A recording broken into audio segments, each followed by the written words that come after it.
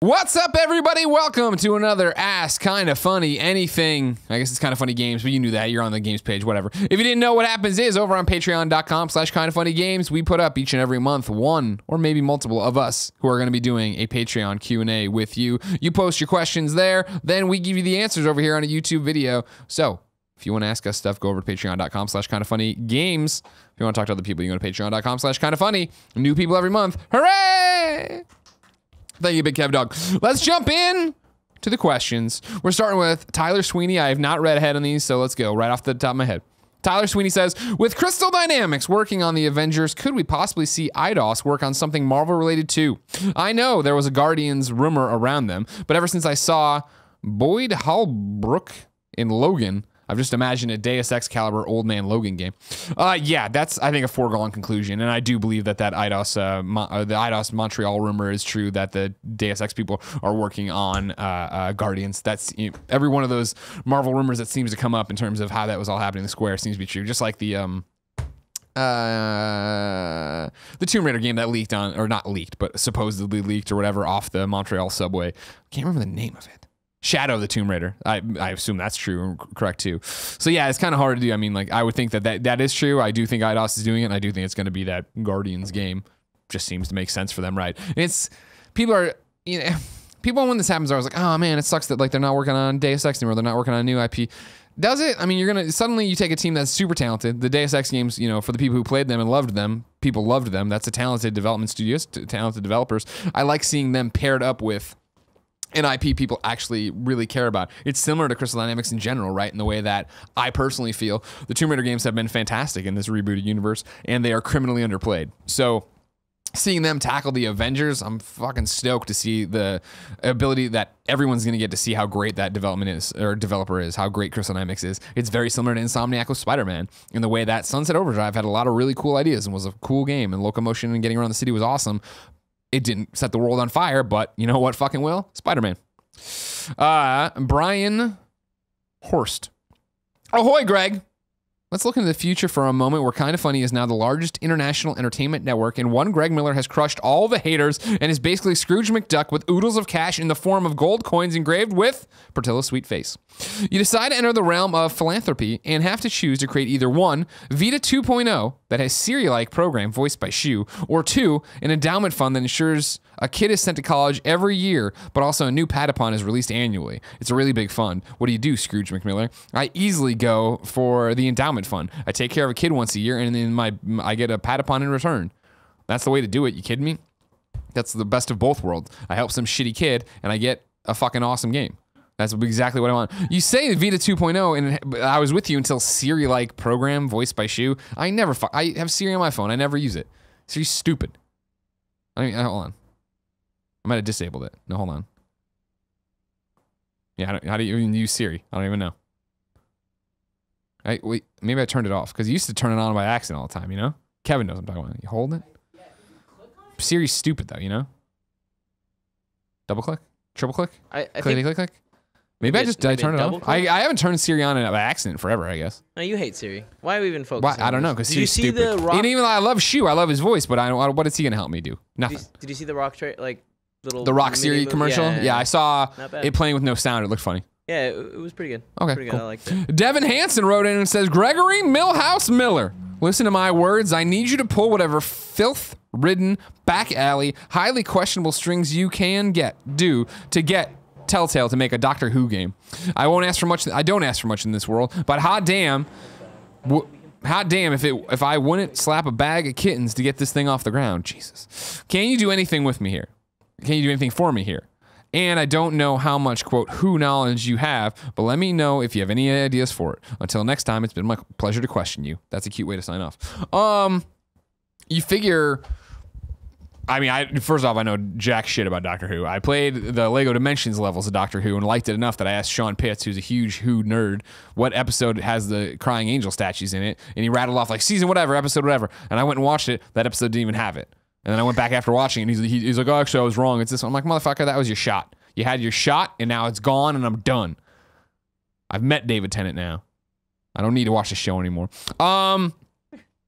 I don't know. Telltale is an interesting pick. You figure the fact that Doctor Who paired up with TT Games, Warner Brothers, all that stuff, there's hope for it, right? Because if Warner Brothers is making that, then why not? Warner Brothers already has a relationship to an extent. Oh, I guess DC Comics has a relationship with Telltale. It's possible. Doesn't seem probable, though, huh? Seems like he would have gotten that. I feel like Doctor Who, a few years ago, up here. And then they introduced Capaldi, the old man Doctor Who, went like down here. Then they just announced that there's a female Doctor Who. All these Doctor Who fans lose their mind, or at least, vocal minority does. I don't know. I have no idea what's happening with Doctor Who video games. I would say that they should can it and just make one about Kilgrave and just let David Tennant be Kilgrave and do that. Because that was stupid. Spoilers for Jessica Jones. Why'd they kill him? They should let him be around. He was an awesome villain. He was really cool. Now that I'm thinking, like, wouldn't that be awesome, Kevin, to see him pop up in the Marvel Cinematic movies? He was a little rapey, though, you know? Well, yeah, but I mean, it was a cool villain. Yeah, but I didn't say he was a good guy. No, yeah, you're right, I guess. He was a cool villain. Would have been nice to see him pop up elsewhere. Agreed. I mean, he got what he deserved. It was cool. Sure. It was a great season, Jessica Jones. Kevin, are you excited for The Defenders? A little bit. I have to still watch. I'm looking at you on the thing. Oh, good. You little Kevin here.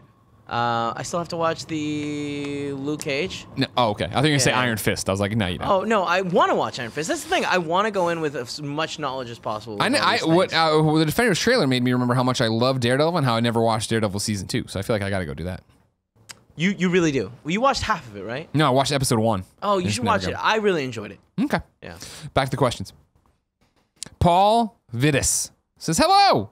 I was wondering what you think Rocksteady's next game might be. I know everyone is convinced it's in the DC universe, but what if it's a different WB property? Personally, I would love to get an open world Harry Potter game. You did a couple times. They made Harry Potter games on PS3 or whatever. I reviewed them for IGN. They weren't that great, but you know, they're there. And the Harry Potter train, I think, has passed you by. You're not getting a Harry Potter game like that because they don't want to go back there and muddle it up. They want you to focus on Fantastic Beasts. You ain't getting that. I do think that that Rocksteady is probably working on it. I think that's another Batman game. Somewhere not in the Arkhamverse. There's been rumors, all sorts of stuff. Is a Damian Wayne game, a whatever game. I know people always say Justice League and Suicide. Well, Justice League is what they used to say sometimes. That's what they want. There's a problem with rumors in terms of what people want and what they think is actually going to happen. And then it gets all screwed up, right? There was this rumor for a long time that up north, WB Montreal was working on the Suicide Squad game, but then moved away from that. And it's like, well, was that real or was that what people wanted them to do after what they did with Batman Arkham Origins and all these different things? And then the Superman, remember when they leaked that Superman screenshot and everybody's like, oh man, they're doing this thing. Who the fuck knows? I have no idea what Rocksteady's working on. If I was a betting man, it's more Batman, but not in the Batman Arkham universe because they were like, they wanted to get away from that. Which to me means, I mean, if there's a God, Batman Beyond, like I said, there's been so many rumors and weird things of like, they talked about Gaslamp Batman and all that jazz. I think it's a Batman game. I think they're too invested in Batman. I think that it's sold too well. I bet WB wants more of that from them. And those guys I know could go and make something interesting with it and twist it in a different way and give you an alternate Batman reality or far-flung future that I think would be really cool. Cassidy Coyote says, you getting those easy gold trophies in Crash Insane Trilogy? Each game has a gold where you just have to kill 5 things with Coco. No, I'm not motivated to go do that. I mean, I'm never going to platinum those games. I think they're fine. You know, I'm not a big Crash fan. And so jumping in there just to get those golds, I could spend the time doing that and get a platinum on some of these really shitty PSN games. So why not just do that? Just doesn't seem like it's worth my time. Jason Bond says, Greg, I have a PlayStation 4, Xbox One, Switch, and a powerhouse gaming PC. With extensive gaming hours on all 4 platforms and a good perspective on the benefits of each of them, I have but one question. Why can't we be friends? People are always trying to put down the owners of the opposite console for reasons that are unclear to me. Parentheses, PC Master Race kids being the most guilty. Can't we just say, hey, you like games, and so do I? You can, and I think everybody does. I fuck around a lot, you know what I mean? I don't give a shit what you play your games on. Just play games, enjoy games, buy games, support developers, support people making cool shit. I don't care where you play it. Yeah, I give PC gaming a whole bunch of hard time. Some would say too hard of a time, but it's just because it's cumbersome for me, and I'm stupid, and I don't have that much time to sit around and worry about it. But then I go on PSN and try to play Friday the 13th, and that shit don't work either. So basically everything's broken. We're all saps for doing this. We shall read books. But wherever you want to play, I don't care. No, don't let it cause. I think, I don't know how old you are. Or no, you did say this, right? No, you didn't say anything about how old you were, Jason Bond. And so I think really the gaming wars and tearing each other down is such a young kid's game. Like that's, you know, I mean, like well, I was a Sega kid growing up, so of course I talk shit about Nintendo all the time. But it's just because I couldn't have both. I had one, so mine had to be the best one because that's what kids do, right? Nowadays, I own everything, right? With the exception of well, I guess I own a PC. I just don't ever play fucking shit on it because PC gaming sucks. But I think it's just more a joke than anything else for adults, right? When I go home, the last thing I'm worried about is, why is Tacoma only coming Xbox One? Well, I'll play Tacoma on Xbox One. I don't care. PlayerUnknown Battlegrounds, I'll probably end up waiting for it finally coming to PS4, just because it seems cool. But I got a million other things to play, and when I can finally get trophies for it, that's when it is. I'm invested in that ecosystem. It's what I know. It's where I live. I like to think of myself sometimes like a Navy SEAL just in the water, just like this. Well, I guess like this, because like this I'd drown and die, but like this I'd be able to breathe a little bit. I'm just watching, waiting. So to answer your question, yeah, we can all be friends, and you just don't have to take it so seriously when somebody does something, when somebody yells about something. Look at me, I'm the only guy who likes Batman v Superman in the world. You don't see me crying about it.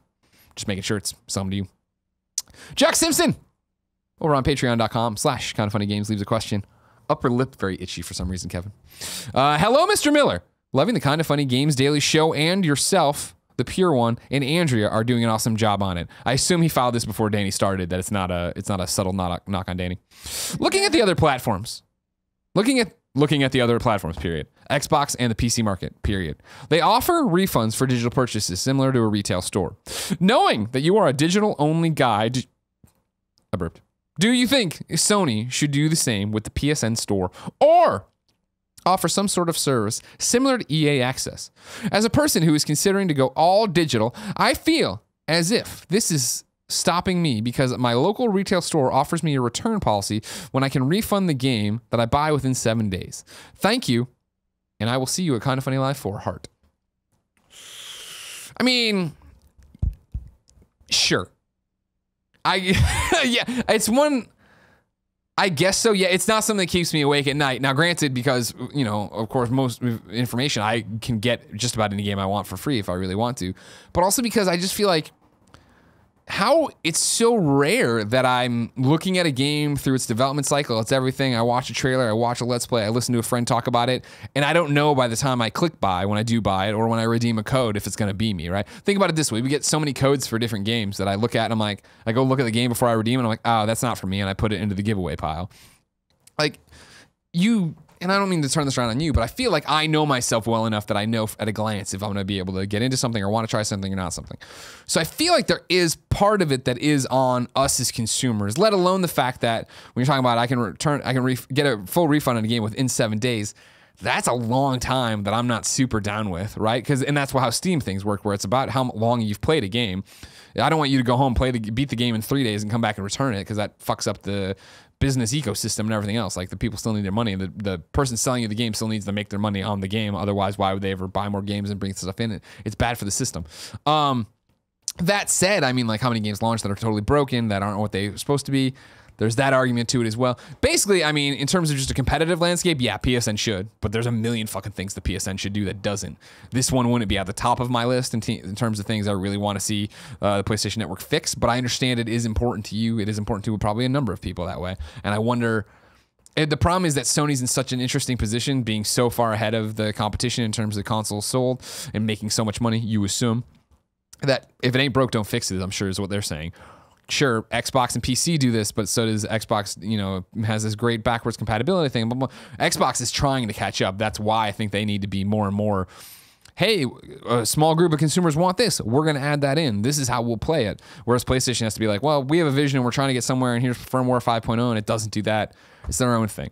So I think there's more important things they could do, but I do know that it's important. I would say from just optically, yeah, why not? They should probably figure it out. But if I was there, it wouldn't be my number one thing, let alone the fact that, and correct me if I'm wrong, everybody in the comments of this video, I just don't hear that many people complaining about it, talking about it. But, of course, I could be wrong. Josh J. Anderson. As I live and breathe, Greg Miller, and hi to Kevin, and or Cool Greg behind the camera. It's Kevin. What up, Kev? Yeah. I have recently finished Persona 5 after 3 months and clocking 120 hours. And now I'm finally going back to my backlog from this year so far, which makes me wonder, how big is Greg Miller's backlog of this year so far? Is there any game you have started and want to get back to but haven't? Or even a game you want to play but haven't gotten to yet? Thanks for taking the time to answer our questions, Greg. You and the rest of the Kinda Funny guys have been doing a fantastic job with Kinda Funny. I love the content, and hopefully I'll get to see you guys in person again at either RTX Sydney 2018 or Kinda Funny Live 4 if I'm able to go. Until next time, keep up the great work. Smiley emoticon, Josh J. Anderson. So, I mean, you stumble upon my biggest one, right? It's Persona. You know how much I loved Persona 4, how much I love Persona 3. And Persona 5 hit, and it hit, I got it, and then Horizon came out, and then Zelda came out, and then it just kept happening where I got further and further away from Persona 5. And so I recently on the games, I'm sorry for everybody who watches it, Kinda Funny Games Daily, I've been beating this drum of like, I need to just stop playing. This is what I was saying last week. I need to just stop playing other games. I need to only play Persona 5 until we get to August when all these other games start hitting. I need to try to beat it. And I tried to do that like 2 Fridays ago, and I hated the experience. I hated feeling like there was a gun to my head to play it. It took the fun out of it. So I stopped and went into Marvel Heroes, and I've been addicted to Marvel Heroes now for a week.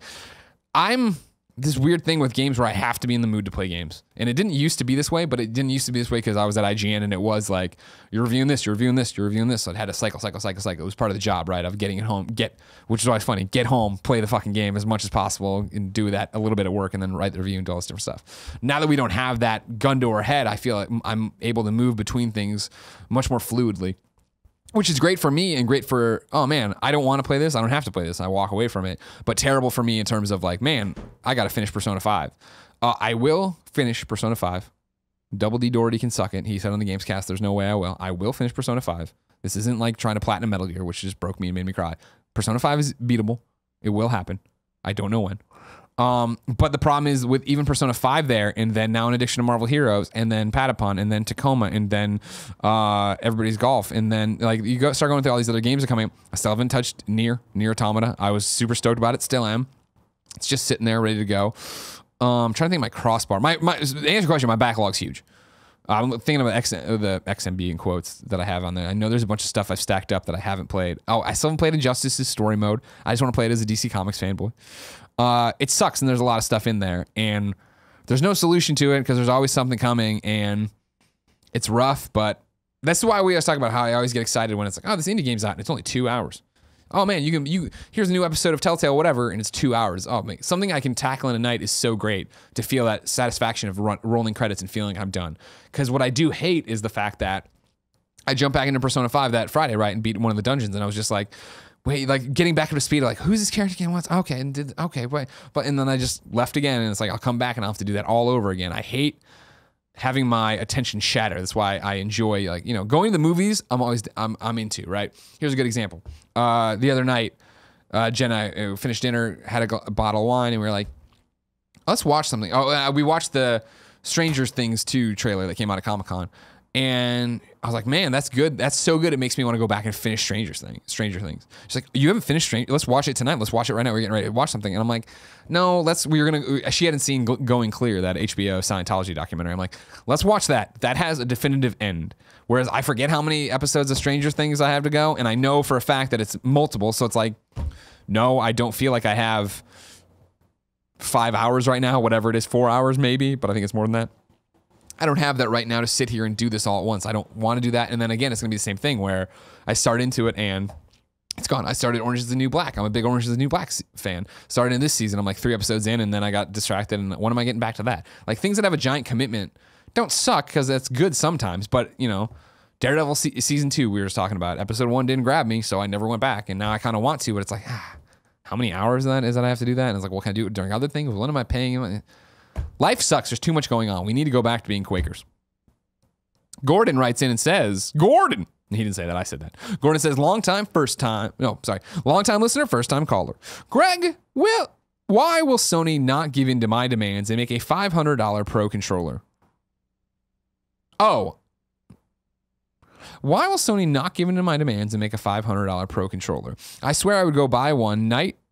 I swear I would buy it one night at 2 a.m. on a whim. Seriously, though, I know you half kid about wanting to be a trophy liaison for Sony, but how do you think we seriously ever invoke change? Okay, so he was joking about that thing, and now he keeps going. For example, Friday the 13th trophies are a travesty. En route to 135 platinums, I have proudly given up on I have probably given up on platinums because of seemingly endless trophy grinds, and I am ashamed to admit how many countless nights I've woken my wife while shouting profanity trying to get my 10,000 tiddlywink or 5,000th doodad in online play, parentheses, bronze trophy, get 1 million no-scope headshots from beyond 15 miles with inverted controls in online ranked matches. I'm currently trying to brute force my way through Star Wars Battlefront Platinum, and it's all about online trophies. Playing against people with 40 plus KD kill death ratio and having a trophy list completely focused on multiplayer is just not fun for anyone. Yours truly, G. Logan TN, the Kevin of Dudes in Space. Oh, hey, Kevin. Of Dudes in Space. The problem is, here's how you want to enact trophy change is that we have to continue to be vocal. And it sucks that there's no easy way around it. There is no, all right, here's what we do, here's who we talk to, blah, blah. You have to, and I have to, as trophy and achievement horrors or whatever you want to call us, be like, hey, like, this shit sucks, and talk about it, and people listen. Like, and I don't joke about the trophy liaison thing. I think I have 2 or 3 emails from indie devs right now who are like, hey, here's a build of our game, what do we do?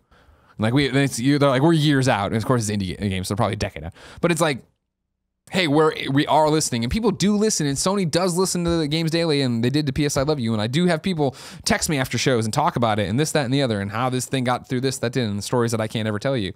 And I think the way to change it is just by talking about it. Yeah, like, online trophies suck, I agree, but Battlefront was an online-only game, right? So that's how it's got to be.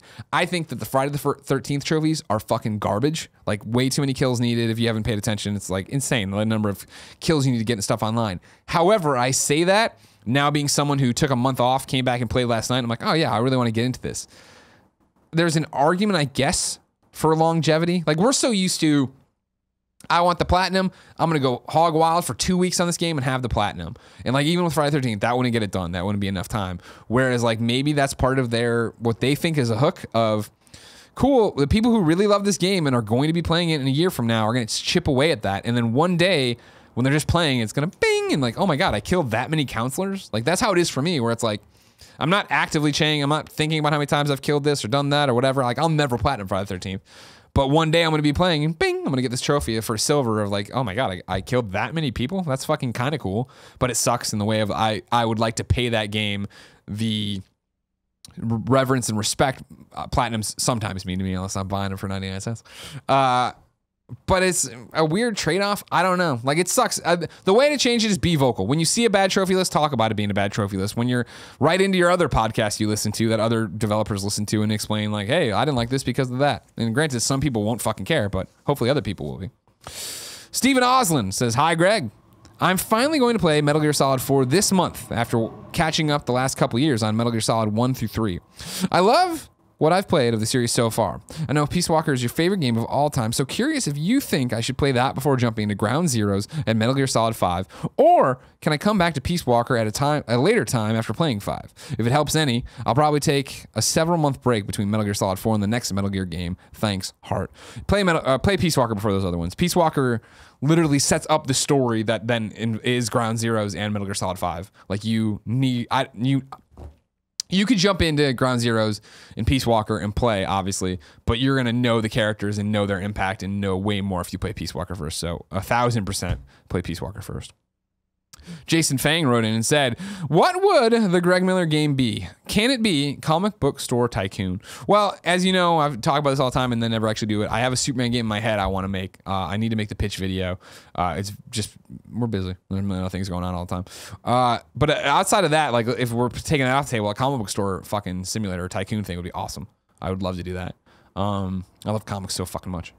But yeah, I guess either of those would be good.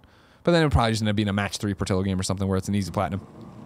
Israel C says, hey Greg, hope you and the KF boys with the Z having a nice day. So PSVR, it's out there doing its thing. I like playing NBA 2K VR since my driveway usually has 2 to 3 cars/trucks at a time, leaving no space for a hoop. Been keeping an eye on Spark Development, VR sports game, which seems cool. PSVR has a soccer game that relies on head tracking. There's non-sports games that use head tracking for dodging and ducking. My question is, where the fuck is a boxing game? I mean, it'd be cool and all. It is duck, dodge, jab, and uppercuts. No. My real question is, what type of sports-like VR game experience would you make? VR what kind of sport like VR game would I make? You're talking to a huge sports fan, as you know, so.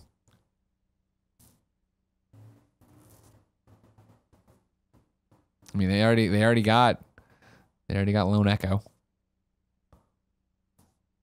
We already got racing games. What about a kart racer in VR? How about that? That's a sport. Kart racing, throwing shells, shooting shit. I don't know. Sports, you know. I mean, I like football, but I don't want to play football in first person or VR. Oh, XFL. Where the fuck's an XFL game? How about that, huh? Everybody loved the XFL, didn't they? Have a nice football. Adam Stewart wrote in and said, "Hey, Greg. I think this is the first time I've asked a question with you on the show instead of Tim. So I just wanted to say I love and appreciate everything you and the guys are doing with all the awesome content. My question is, do you have any small nitpicks you notice in games? I, for one, always love if my character in a game has all their weapons holstered on their body where they visibly can take them out and put them back. It's a small thing, but in an amazing game like Horizon Zero Dawn, I feel just a bit taken out of it when Aloy's spear just suddenly appears in her hands, only to disappear after a brief time. Do you think I'm weird, or do you have any of your own nitpicks that you notice? I don't think you're weird at all. I remember when I reviewed. This is, you know, how bullshit video game reviews are. When I reviewed Wheelman, the Vin Diesel game, right? I fucking reamed it in the review for like.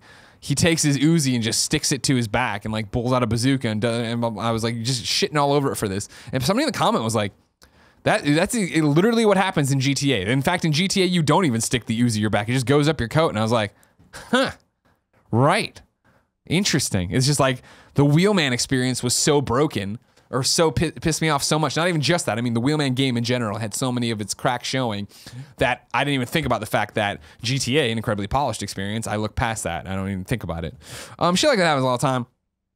Not that it takes me out, because it's always cool, but what'll trip me up in games is trying to figure out who the voice actors is. I have a pretty good ear for voice actors. And so when something pops up, and even if it's a trailer or we're playing the game and a new character's in it, I'm like, is that Troy? Is that Roger? Who? You know, I start listening and it's like, I'm not even at some point like listening to what they're saying. I'm like sitting there being like, all right. And then I figure it out or whatever. And then I text that person, I'm like, I see you in the game. And then it's like back into it or whatever. But it's that weird thing of trying to find your friends in games or whatever. It's like, oh, that's a weird thing. I hate popping, but I mean, it doesn't take me out of it really.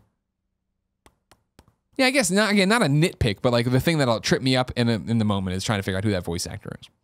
And then the final question for this Ask Kinda Funny Anything for the month of July 2017 comes from Nicole Humphrey. She says, "Hi, Greg. There's been a lot of disappointment with Sony's presentation at E3. I agree with you that I don't think the conference was bad. It just was not as amazing as the years before. I've developed a theory. Do you think it is possible that Sony realized that Microsoft was not going to have a lot of major game announcements this year? Thus, Sony did not feel the need to pull out all the stops for the conference this year. For instance, showing games that are not set to release until years from now, much like last year. I know that conferences are planned months in advance, but I have to imagine that, in the time we live in, where there are numerous rumors and leaks, it is possible that Sony and Microsoft became aware of some of the happenings at the other company. I'm really loving Games Daily and the new and improved Gamescast. Much love to you all." What's up? That's the last one. I said you were out of the room, but I got a big Kev dog. I don't think so. I mean, it's possible of like the fact they looked at it, but I think this was Sony's plan all along. That they came out last year, guns blazing. Here are these awesome things, and we'll tell you more next time. And we'll have smaller announcements or things like, you know, the Shadow remake and things like that I'm trying to take away from them. But I just think this was the plan, and I think they're, you know, it's similar to planning any show, right? Especially an annualized show where it's like, all right, cool. You're gonna have to miss. There's gonna have to be years that aren't as good as the last year, and I think that Sony knows how far ahead of the game they are, so they don't need to come out there and razzle dazzle and hey, here's the next 4 years of exclusives. They can do the next 2. I think that they know that that's what's happening. I think their portfolio is strong enough that they can come out and do that, and I think it didn't matter because we gave our game of the show to Spider-Man, right? Yeah, we gave our game of the show to Spider-Man, and like all these other people got similar things where that was their game of the show that the people were super impressed with, that they were super blown away by that, and it kept the train going. Again, it wasn't, you know, knock you on your ass, but they showed a lot of amazing stuff, and in this day and age, that goes pretty far, right? I'm pretty stoked to see all those games. Ladies and gentlemen, that has been Ask Kind of Funny Games Anything for the month of July 2017. Remember, we do this each and every month with different people from the show and the company, I guess. Like, Joey isn't like part of a show, but she's over there. She's part of the company for sure. You can go to patreon.com/kindoffunnygames, or if you want to do the Kind of Funny one, patreon.com/kindoffunny. You give us some bucks there. You get to ask questions, and then we come here to youtube.com/kindoffunnygames or Kind of Funny and read your name and question aloud while answering it. So do that. And if you don't want to, just, click the subscribe button here, because we like that and it makes us feel good. Right, Tiny Kevin? That I'll try to hold. Ah, there he is. All right. Until next time, ladies and gentlemen, it's been our pleasure to serve you.